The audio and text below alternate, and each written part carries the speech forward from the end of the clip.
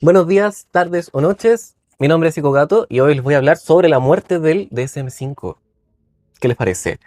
Este libro, bueno, uno parecido a este, murió.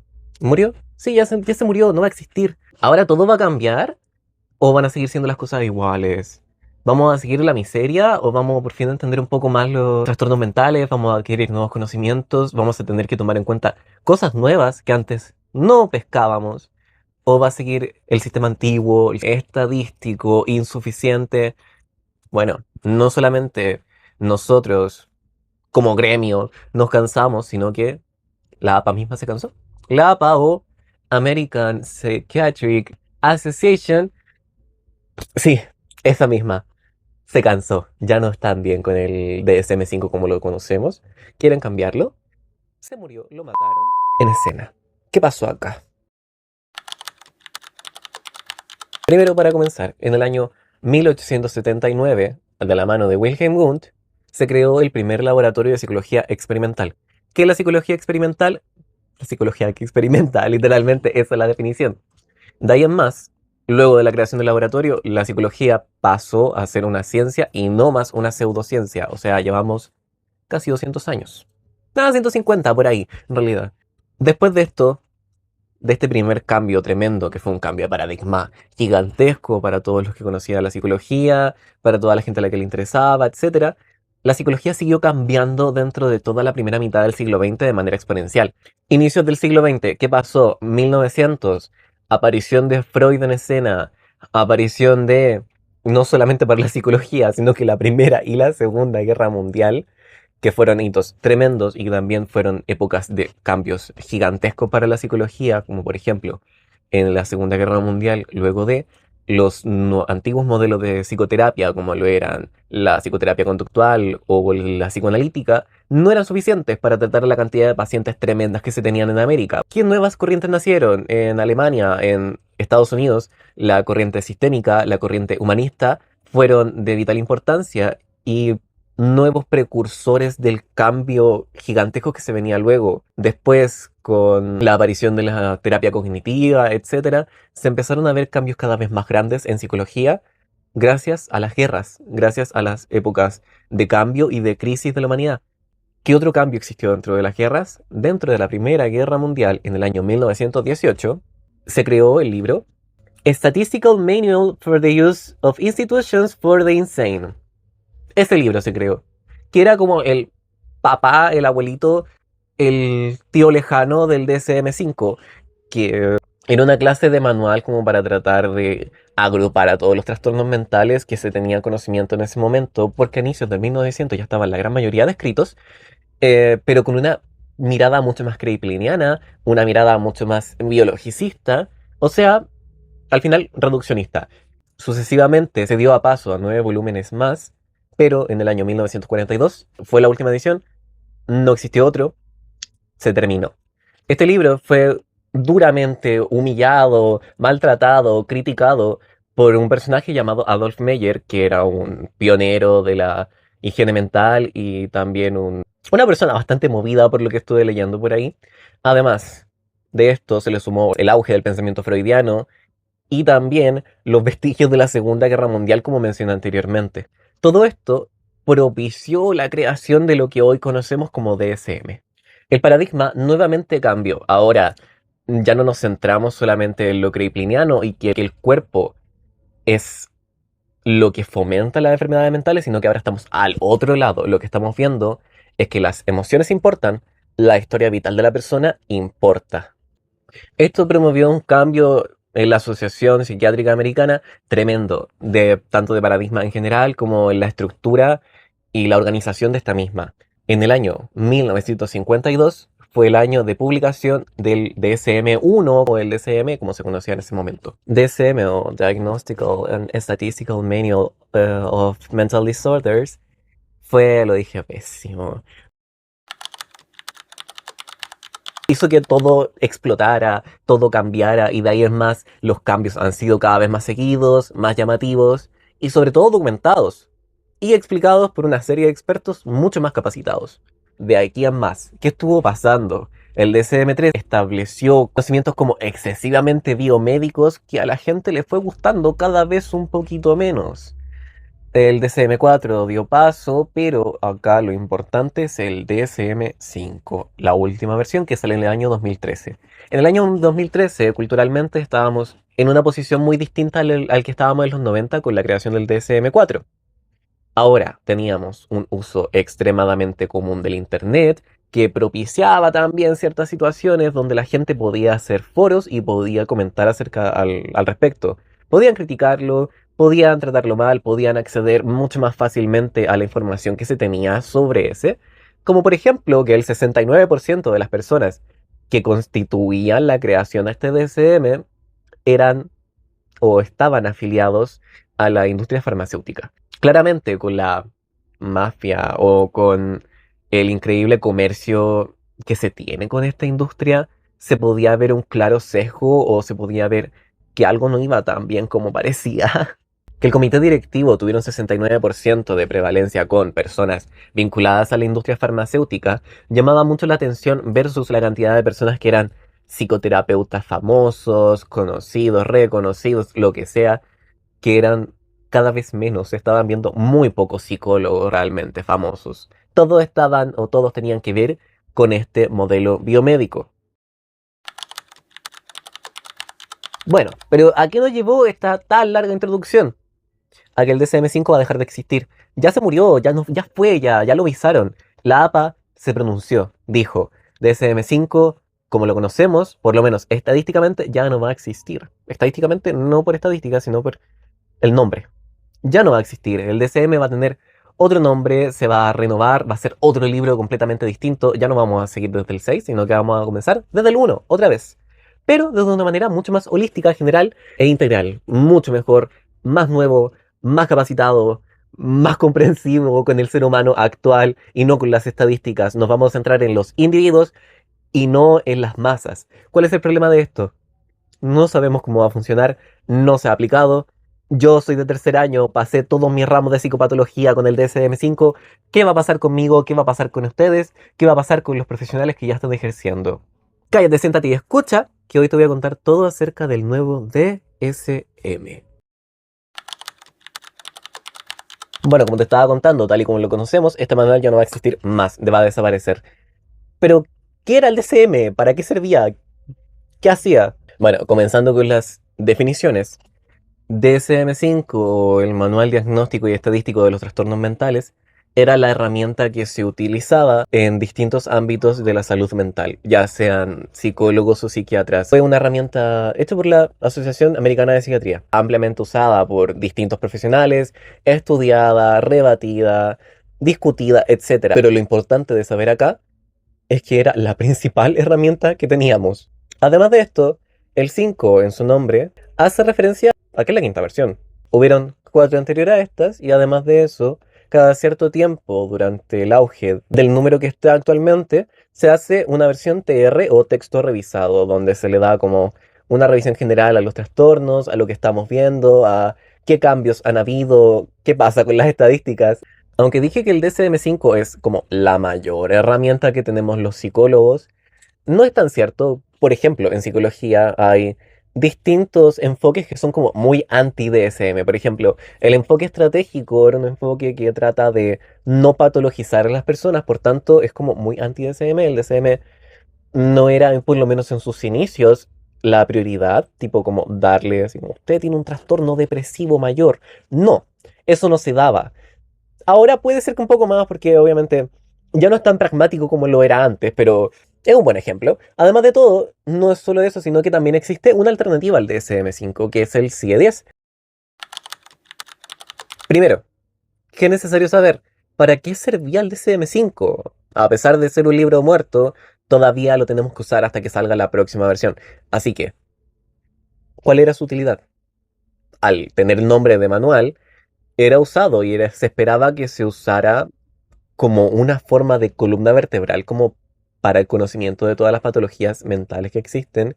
Y además de esto, se usaba como la principal herramienta para psicólogos y psiquiatras de distintas partes del mundo. No es el único, pero obviamente era la más reconocida. Tenemos otras opciones, como por ejemplo el CIE-10, que es una opción viable que usan muchos profesionales como una alternativa al DSM-5, porque, como mencionaba anteriormente, fue un manual muy criticado, muy odiado, le decían de todo, así que hay algunos que efectivamente lo detestaban tanto que se cambiaron. Bueno, pero ¿qué pasó con el DCM? ¿Por qué? ¿Por qué lo van a sacar? ¿Por qué lo van a cambiar? ¿Por qué vamos a hacer este cambio de paradigma ahora, así cuando ya estamos como más establecidos que nunca? Malas noticias. El DCM siempre ha sido duramente criticado por reduccionista, por inútil, por insuficiente, por lento. No va tan rápido como va la gente. Las personas vamos cambiando día a día. No somos seres que vayan como netamente como muy cuadrados. Mañana yo voy a ser la misma persona que era hoy. No, cambiamos constantemente. Somos personas diferentes siempre. No solamente sino como individuos, sino que también como grupo y como sociedad. Vamos cambiando constantemente tan rápido que la estadística nunca se va a terminar acoplando ni a todos como grupo, ni a todas las personas de manera individual. Día a día, miles de personas van a ser diagnosticadas con distintos tipos de patologías mentales, pero ¿qué pasa con ellas? O sea, ¿porque les dio, así nacieron, han sido así toda su vida? ¿Algún factor de su vida común les desencadenó la enfermedad? ¿Qué pasaba? El DSM no explicaba esas cosas, terminaba siendo insuficiente. A diferencia de patologías médicas comunes que se pueden ver a simple vista, si te partiste una pierna se te va a notar. Las mentales no se ven, están muy dentro de nosotros, las personas no las van a notar a simple vista y los psicólogos no somos magos, tampoco las vamos a ver. Famoso es siempre el caso de tu amigo que fue a 10 psicólogos distintos porque sabía que tenía algo y el onceavo recién lo diagnosticó. ¿Qué pasaba ahí? Porque nadie más lo diagnosticaba. Los parámetros del DSM-5 al ser un manual estadístico son extremadamente rígidos. ¿Es o no es? Si tienes 6 síntomas de 7, no tienes la patología. No la vas a tener, no importa la gravedad que estos tengan. No te pueden diagnosticar. Tampoco un psicólogo va a querer decir, oh no, tú efectivamente si tienes esto, te voy a diagnosticar con esquizofrenia. Porque ¿qué pasa si esa esquizofrenia en realidad era otra cosa? El psicólogo nunca está 100% seguro a menos de que tenga todo, todo a favor. O sea, como que esté muy seguro de los síntomas, de los signos, etcétera. No te vas a querer arriesgar a darle el tratamiento a alguien por cierta patología si al final tenía otra completamente distinta. Le puedes arruinar la vida a alguien así, es peligroso, no es ético. O sea, el DCM como que jamás tenía en cuenta estas excepciones que terminaban luego siendo a los que más se pronunciaban y sumado al 69% del comité directivo que estuvieran relacionados con la industria farmacéutica, sonaba demasiado sospechoso, ya no estaba siendo tan bueno como antes. El DCM no era lo mismo. ¿Qué pasa con el presente? Bueno, muchas cosas cambiaron, ¿no? La APA se pronunció hace muy poco. Al momento de cuando yo escribí esto, era una semana, ahora deben ser muchas más. Ya ni siquiera me acuerdo cuando lo hizo. Fue un vuelco, en otras palabras. Así como en palabras simples, fue un vuelco completamente. El primer cambio que se dio como a dilucidar fue el cambio de nombre. Ya no va a ser un manual estadístico, sino que ahora va a ser un manual científico. ¡Wow! Basado en evidencia. Y no solo eso, sino que ahora vamos a tener 4 pilares fundamentales. Primero, como primer pilar, tenemos a los biomarcadores y biología. ¿Qué entra acá? Entran cosas como, por ejemplo, la famosísima microbiota, que tiene mucho que ver con la salud mental, el eje intestino-cerebro, modula muchísimas cosas de las que no estamos tan conscientes, no está tan en conocimiento general para muchos psicólogos, pero es un mundo extraordinario donde muchas patologías, por ejemplo la depresión, la ansiedad o incluso la cantidad de estrés que puede tener la persona, se ven modulados por lo que comemos, por la cantidad de cosas que podemos hacer en el día, por nuestro ejercicio, etcétera. Un mundo fascinante que no se explora, en el DSM ni siquiera lo menciona, así que va a ser una novedad tremenda poder tener esta clase de cosas con nosotros. Como segundo pilar vamos a tener los factores contextuales. Distintos factores contextuales, nivel socioeconómico, relaciones, cómo naciste, cómo viviste, etcétera. Mencionemos 1000, todos los factores del desarrollo de las personas, cosas importantes y de peso que no se tomaban en cuenta siempre. Los factores del desarrollo a veces eran tomados en cuenta, pero jamás los factores contextuales como el nivel socioeconómico. Como que eso no era tomado en cuenta, siempre te lo dicen así como, no, esto es un factor de riesgo. Tener un nivel socioeconómico bajo es un factor de riesgo para la depresión y un socioeconómico alto es un factor de riesgo para el TCA. Pero nunca te dicen por qué. Nunca te dicen qué clase de implicancias podría tener eso, por ejemplo, para un trastorno X, como la bipolaridad u otro más. Hasta ahora lo que teníamos que hacer es que muchos psicólogos y muchos profesores, de hecho, te enseñan a preguntar estos factores, te enseñan a preocuparte por ellos, a decirle a tu paciente la importancia que pueden tener, sepamos tu historia de vida, etcétera. Pero no era suficiente con el DCM era el que tenía que hacer ese trabajo también. En tercer lugar, tenemos los diagnósticos que están en distintos niveles de gravedad y especificidad, tomando en cuenta los biomarcadores, volviendo a la biología nuevamente, como por ejemplo la neuroimagen. Hay distintos trastornos mentales que se podrían diagnosticar mucho más fácilmente con neuroimagen. Por ejemplo, un biomarcador claro y un excelente ejemplo es la esquizofrenia. La esquizofrenia tiene los ventrículos en la neuroimagen mucho más inflamados que una persona común. Excelente, ¿no? Maravilloso, increíble avance. Finalmente tenemos las características transdiagnósticas, que son como aquella sintomatología que hace que el trastorno principal no se pueda mejorar o incluso lo puede permitir. Como por ejemplo, tenemos la rumiación, que obviamente va a ser un factor transdiagnóstico para la ansiedad, o incluso podríamos pensar en otros como dormir mal, etc. Finalmente, en las conclusiones, podemos asegurar que este nuevo cambio de paradigma va a ser maravilloso, genial, increíble para la psicología, no solamente como para el ámbito clínico, sino que también para el ámbito social, para el ámbito laboral, podría llegar a tener incluso implicaciones para otros ámbitos nada que ver. Podría ser una unión entre la neuropsicología y la psicología por fin, tomando en cuenta biomarcadores o factores biológicos desde el nacimiento, etcétera. Cosas así podrían unificar un poco más, no solo a los factores, no solo a lo que se llama como distintas ramas de psicología, sino que podríamos unificar a toda la psicología en un solo libro. Sería maravilloso. Excelente aportación por parte de la APA. Excelente aportación porque nos va a dar herramientas valiosas para darnos cuenta, para poder tener más facilidad de diagnóstico, más flexibilidad a la hora de hacerlo. Sin lugar a dudas, estas modificaciones van a ser excelentes para entregar un mejor diagnóstico, para dar un mejor servicio, para dejar más tranquila a la gente, para explicarles por qué, para comprender mejor su patología, para dar un mejor tratamiento mucho más integral, mucho más atacando a lo que realmente lo originó, etcétera. Hacer un diagnóstico mucho más acorde a la realidad y a la realidad particular de la persona antes que la realidad del grupo entero, de toda la humanidad. No va a ser lo mismo tener una depresión en Chile a tener una depresión en Asia. No solamente porque yo lo digo, sino porque lo dicen estudios científicos. Podríamos verlo en otro video. Es increíble la cantidad y la forma en la que ciertos factores terminan afectando de otra manera. Incluso factores como el nivel socioeconómico. Una de las mayores preocupaciones de los chilenos es la economía, es el dinero, la seguridad. Por ejemplo, en países que son como paraísos, pongamos Suecia, ellos no tienen esta misma clase de preocupaciones, pero tienen problemas más existenciales. También nos va a ayudar para cambiar un poco la percepción general que tienen las personas acerca de los trastornos psiquiátricos. Ya no la vamos a ver tal vez como algo tan malo, sino que el hecho de saber que vienen de algún lugar, que tienen un origen claro, que son mucho más holísticos de lo que solía parecer antes, podría dar paso a que nuestros pacientes se sientan más humanos y más partes, no como un nuevo grupo, como las personas neurodivergentes. No vamos a tener una etiqueta hermética que nos va a separar, como por lo menos psicológicamente, de otras personas. Afortunadamente. Ahora, ¿cuál era el contexto actual del DSM y qué era lo que pasaba con él y por qué necesitábamos tan urgentemente este otro paradigma, este nuevo libro?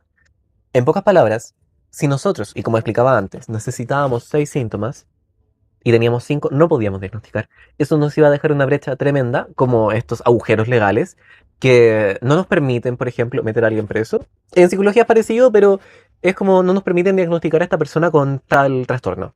Me acuerdo que en una clase de psicopatología infantil, cuando la tuve, mi profesora nos contaba que ya tenía un paciente que tenía cierto trastorno que era un poco complejo, tipo, una persona que lo tiene es un peligro como para la sociedad, entre muchas comillas. Entre tantas comillas, no, porque realmente el trastorno de por sí ya es muy agresivo y muy peligroso, el mismo nombre lo dice, pero lo que pasaba con este chiquillo era que no tenía los síntomas necesarios para poder diagnosticarlo, le faltaba uno, y era por un criterio de tiempo súper específico de 12 meses, que por ejemplo había pasado hace 13, necesitaba que hubiera pasado hace menos de un año, y había pasado hace un poquito más de un año. No se podía diagnosticar al chiquillo con este trastorno por ese vacío en el DSM, por esa especificación estúpida. No hay otra manera de llamarla si te impide poder ayudar a alguien efectivamente o impedir que esa persona tenga alguna complicación futura en su vida. Bueno, continuando con el tema, era muy preocupante porque en sí, aparte de todo esto, nos quedamos como todos mirando en la sala, así como, ¿qué está pasando con el DCM? O sea, como que todos cachamos y a todos o por lo menos a mí, se me rompió mucho la ilusión de que el DCM estaba excelentemente hecho, era un libro maravilloso que me iba a servir durante toda mi vida y cuando saliera el DCM 6 iba a llorar y me lo iba a tatuar. No era tan así, de hecho fue bastante lamentable. Pero bueno, todo en la vida decepciona a veces. Y esto no me está decepcionando hasta el momento. Pero, siempre hay un pero. El nuevo DSM, este manual científico, no va a salir hasta mucho tiempo más adelante. Todavía tenemos que esperar a que el DSM-5 TR muera de por sí y que este nuevo nazca, le dé como el paso, le ceda como el bastoncito, así como toma, sigue tú, termina la carrera, qué sé yo. Pero bueno, hasta el momento el protagonismo lo tiene el DSM-5 de toda la vida que todavía mantenemos. Y cuando se dé esto del nuevo DSM, esperemos que se le dé el protagonismo necesario a los nuevos descubrimientos científicos. Se le dé el protagonismo al contexto, a los biomarcadores, a las características transdiagnósticas, como se nos ha dicho y como prometió la APA. Esperemos que sea un libro que nos permita tener una salida laboral, no en el ámbito tipo CV, sino que una salida laboral tipo tratamiento, mucho mejor, más acorde, más humana, porque el DCM, al ser estadístico, no se centraba en todas las personas, como decía antes, se centraba solamente en las excepciones. Y si estamos hablando de un mundo del que unos muchos se pueden identificar, ¿qué pasa con esos pocos? Nos olvidamos, no son personas, no entran como todos los demás porque no entraban como en este estándar que estaba dando la estadística. Afortunadamente eso va a dejar de existir, va a dejar de pasar y esperemos que sea en lo más pronto posible. Yo por lo menos voy a estar esperando el DSM nuevo, el DSM 1, porque creo que se va a seguir llamando DSM. Voy a estar esperando este nuevo libro con mucha y todas las emociones del mundo. Cuando salga me lo voy a leer, me lo voy a comprar, lo voy a disfrutar, me lo voy a aprender entero, lo voy a volver a estudiar y voy a fomentar la lectura de este, si es que tengo la página todavía, por medio de la página, si es que no, por medio de mis conocidos, mis amigos, etcétera. En el ámbito de la psicología nos tenemos que estar renovando constantemente, como todas las carreras, pero esta clase de renovaciones hacen que nuestra carrera sea un poquito distinta del resto. No hay ninguna que suele tener esta clase de cambios tan drásticos. Generalmente todas tienen como muchas paredes que los encierran como en cierto cubículo. Bueno, la psicología ojalá fuera así, pero no.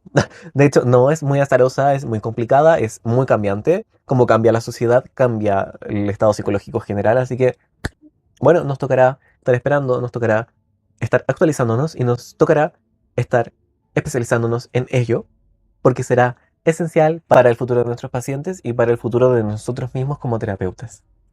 Muchas gracias por ver el video. Si te quedaste hasta acá, te lo digo al tiro. Pone un gato, por favor, en los comentarios. Va a ser likeado por mí. ¿A quién le importa el like mío? No sé, pero algo tengo que dar a cambio. Le voy a dar un like, te voy a contestar, te amo. Un poco mejor, un poquito, no sé.